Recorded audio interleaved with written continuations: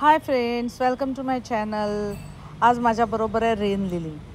म्हणजे ॲक्च्युली ही पावसाच्या सीझनमध्ये खूप ह्याला फुलं येतात, त्याच्यामुळे ह्याला रेन लिली असं नाव आहे. पण आता बऱ्यापैकी फुललं आहे आणि आता कळ्या पण यायला लागल्यात ह्याला. तसं म्हटलं तर हे प्लांट 3 कलरमध्ये असतं, जे स्वस्त असतं. म्हणजे एक हा कलर तर अगदी कॉमन आहे, पांढरा आणि येल्लो पण असतो ह्याच्यात, आणि ह्याच्यात हाच कलर पण एकदम लाईट असं असतं. तर हे माझ्याकडे म्हणजे अगदी ह्याला मुळं येत नाही, त्याला बारीक बल्ब्स असतात.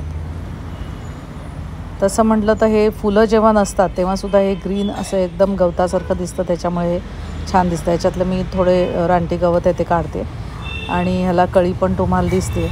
आणि त्या दिवशी एकच फुल आलेलं, आता ह्याला भरपूर फुलं आलेत आणि फुलं येऊ घातलेत आता ह्याला. तसं म्हटलं तर पावसामध्ये भरपूर फुलं येत असतात ह्याला. हे सुखी झालेली पानं त्याची काढते. ह्याच्यात येल्लो आणि व्हाईट जे आहे त्याची पानं पण अशीच असतात, पण जरा पानं एवढी चपटी नसतात, अगदी गोलाकारसारखी असतात ती. म्हणजे जे हे स्टॉक दिसतं ना तुम्हाला, फूल आलेला दांडा, त्याच्याहून थोडंसं जाडं असं ती पानं असतात, जरा वेगळ्या प्रकारची असतात.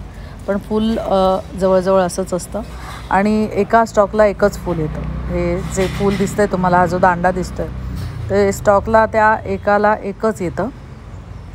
कळ्यासुद्धा खूप येतात आणि इतक्या येतात ना, पानं आपल्याला कमी दिसतात आणि फुलं. हे गार्डन हेजसाठी, म्हणजे आपण एखाद्या गार्डनच्या बॉर्डरला हे लावू शकतो. ह्याला दिवसभर ऊन मिळालं तर खूपच छान. दिवसभर ऊन तर ह्याला आवत नाही, तर कमीत कमी 4 तास तरी त्याला ऊन पाहिजे. आणि ह्याला फार कमी देखभाल करायला लागते. ह्याला पाणी व्यवस्थित लागतं. रेन लिली आहे, पावसामध्ये ते जास्त छान होतं, त्यामुळे ह्याला पाणी जास्त. हे बघा, हे कळी आहे, असा तो स्टॉक येतो आणि त्याला कळी येते आणि एका वेळी एकच फूल असतं.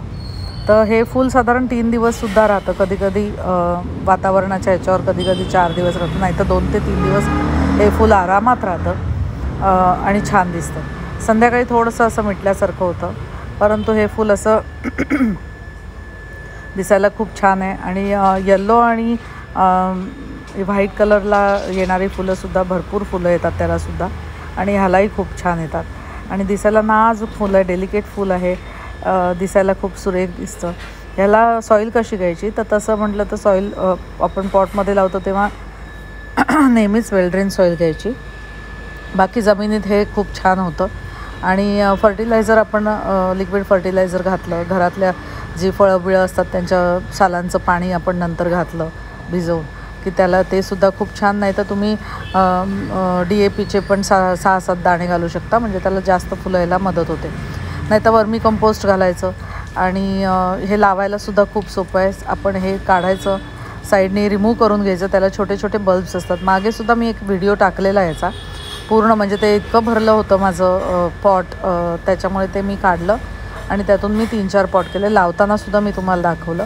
छोटे छोटे कांदा असतो ना, अगदी छोटा कांदा, त्याप्रमाणे ह्याचे बल्ब्स असतात आणि ते इझिली ग्रो होतात. म्हणजे त्याला काहीही काळजी घ्यायची गरज नसते विशेष. तर तुम्ही हे कोणीही लावू शकता. ज्याला नवीन गार्डनचं काही जास्त माहिती नाही, ते आरामात हे झाड लावू शकता, कारण त्याला फक्त पाण्याची आणि सूर्यप्रकाशाची आवश्यकता असते. वेळेवर त्याला महिन्यातून एखादा फर्टिलायझर घातलं तर छान आहे. नाही तर पावसाच्या पाण्यामध्ये त्याला तर भरपूर फुलं येतात, त्यावेळेला खत नाही घातलं तरी हरकत नाही. तर असं हे सुंदर दिसणारं प्लांट आहे. दिसायला नाजूक, डेलिकेट दिसतं आणि खूप फुलं येणारं झाड आहे हे. आणि एरवीसुद्धा जेव्हा फुलं नसतात तेव्हासुद्धा हे असं पानं त्याची एवढी हिरवीगार आणि छान असतात ना, त्यामुळे झुपकेदार आणि मस्त असं ते कुंडीसुद्धा छान दिसते. की आपलं ते कुंडी जरी नुसती ठेवली छान, तरी ती त्याच्याकडे लक्ष वेधून जातं आपलं. तर हे असं दिसायला सुंदर असणारं प्लांट आहे की तुम्ही कोणीही आपल्या गार्डनमध्ये लावा आणि गार्डनची शोभा वाढवा. माझा व्हिडिओ तुम्हाला आजचा आवडला असेल तर जरूर लाईक करा, शेअर करा, आणि फर्स्ट टाईम बघत असाल तर माझं चॅनल सबस्क्राईब करा. Thanks for watching my video.